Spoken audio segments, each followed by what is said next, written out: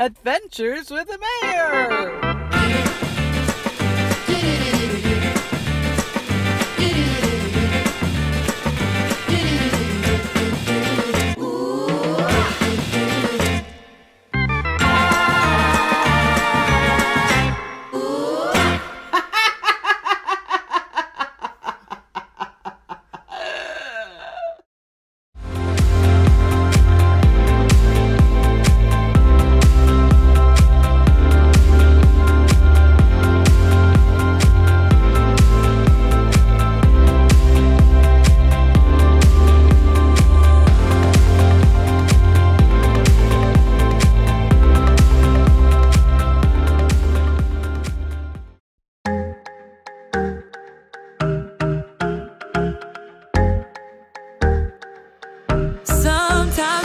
To wait for all the things that I want. Sometimes I kinda feel like it's just taking too long to get the things I want, what I think I need, but I know you know what's best for me. I'm gonna live what I believe. I'm gonna wait cause I know you're still working. I'm gonna have patience cause it'll be worth it. I'm gonna have faith, I know you have a purpose. I'm gonna wait, cause I know you're still working on me. Still working on me. I know that sometimes I just need to slow down and trust that you are working all of this out. You know the things I want, what I think I need, but I know you know what's best for me.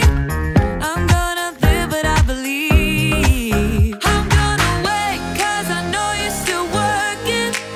I'm gonna have patience, cause it'll be worth it. I'm gonna have faith, I know you have a purpose. I'm gonna wait, cause I know you're still working on me. Still working on me. I'm gonna hold up, slow down.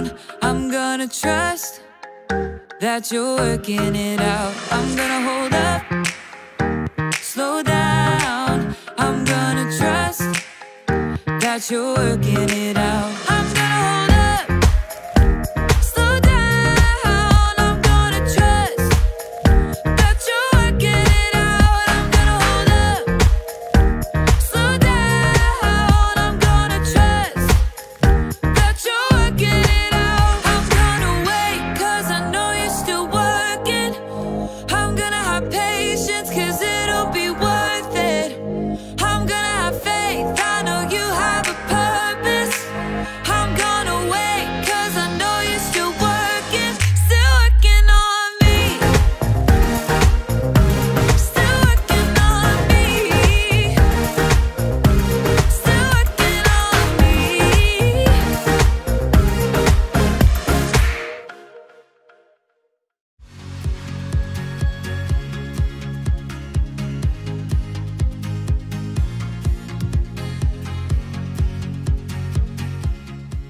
The first step will be to mix together precisely 1 cup of sugar with 1/2 cup of softened butter. Got it. 1 cup of sugar, 1/2 cup of butter. Oh, hi there. I'm in a baking class over the internet. What was that, Graham? Oh, nothing. I'm doing a thing. Can you mute yourself, please? Yeah, sorry.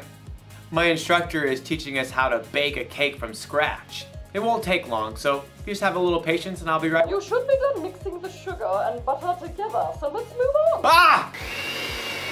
Patience is waiting until later for what you want now. After you've stirred in the eggs, add 2 teaspoons of vanilla. Gotta catch up. How much vanilla did she say? Hold on a sec. Excuse me, moi. Pardon. How much vanilla did you say? 2 teaspoons, Graham, and then you add cups of flour and milk. What was that? I'm sorry. I missed that last part. I think you're frozen. Hello? You're frozen. Maybe I'm frozen. Or maybe we're both frozen. Ah, I really don't like it when technology fails me. I'm trying to bake a cake here and you're just,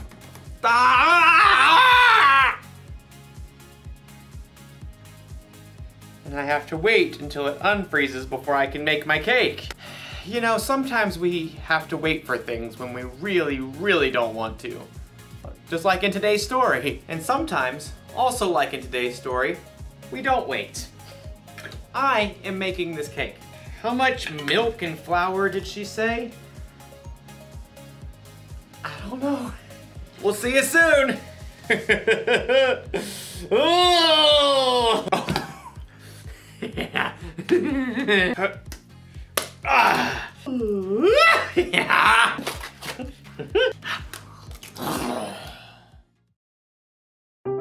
The Bible. It's 66 books of history, stories, letters, and poetry that fit together to form God's one big story. The epic adventure of how He created us and loves us so much that He made a way to rescue us. As we travel through the Bible, from Genesis to Revelation, we discover people who met God and found their lives changed forever. Now, for an amazing story inspired by the book of Genesis, chapter 25, verses 24 through 34. When Abraham's son Isaac grew up, he married a girl named Rebekah. But it didn't seem as though they'd be able to have children. Please, God, give us children. But God answered Isaac's prayers, and Rebekah became pregnant with twins. Isaac, I'm pretty sure they're having a wrestling match in here. Oh, definitely boys. Rebekah asked God about the struggle she could feel. He told her, 2 nations are in your body.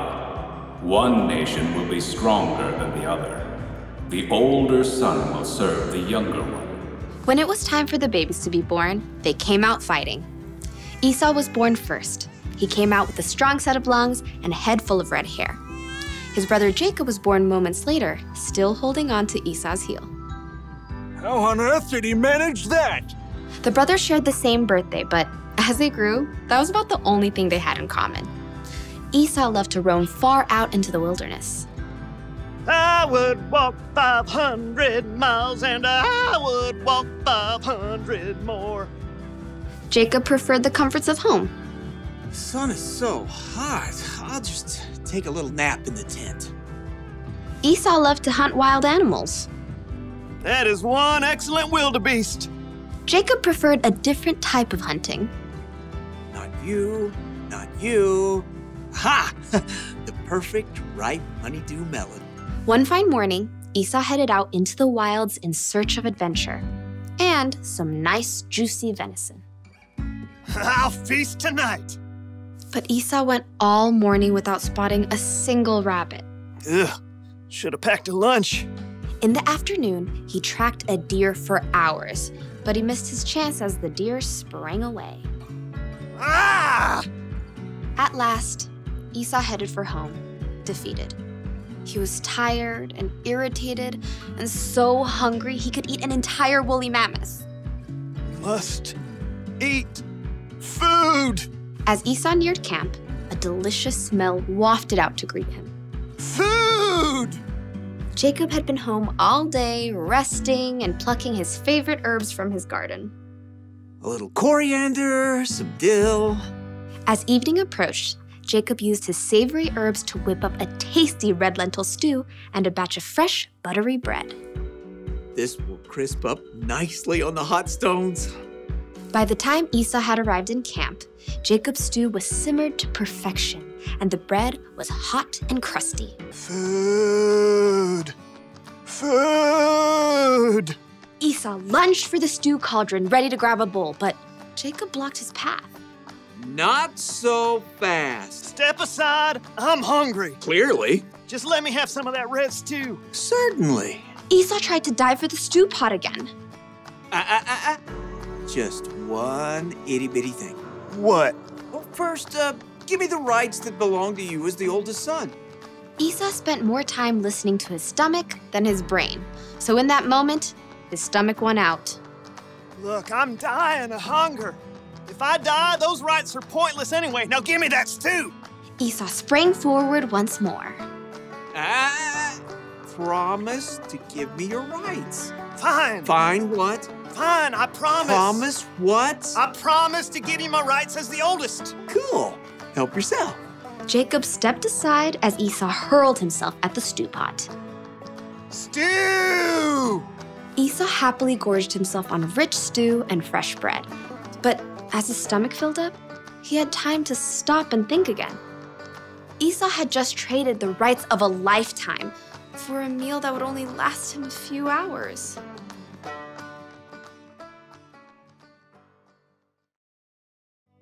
Let me give you a little advice. Don't bake angry. Instead of making a cake, you end up making a mess. That's what happens when you lose patience. You make choices you normally wouldn't make and it ends up costing you. Losing patience ended up costing Esau his birthright. His brother Jacob ended up being in the family line of Jesus, so who knows what all Esau missed out on by being impatient. When we don't learn to have patience, we get frustrated easier. With ourselves, with others, with technology. There's really nothing good that can come from being impatient. So think about that when you're waiting for your turn on a video game, or when you're waiting to say something while someone else is talking, or when you're waiting for the internet to hurry up and start working again.